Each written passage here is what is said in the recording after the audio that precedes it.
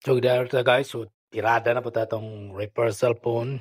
So itel ni guys. So wala siyang fuse kundi lang makitang fuse. Tirada niya yung natanggal ko yung parang guma sa cord niya sa battery. So yan, magdugay-dugay. Rahana na to na. So yan guys, nakuha ko na yung guma. Ito yung guma. Yun yung sa ibang model, fuse. Yung itel walang fuse. So yung naka talaga sa pag auto restart or auto patay, yun yung guma. Yun yung saning tanggalin mo yun tapos ibalik mo yung bakal. Ano yung problema niya. So binalik na natin, tinester natin kung okay ba. Yun nga yung natin, binalik yung cover, tapos open natin, testing natin ang itel. Yun yung mga sakit pag auto restart yung natin. May warranty pa yan guys, 1 week. So inobserbahan ko, okay naman siya.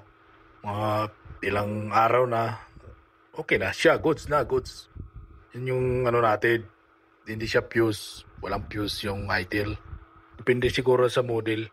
Pero yun yung sakit, guma, tanggalin mo lang yung guma sa may bakal.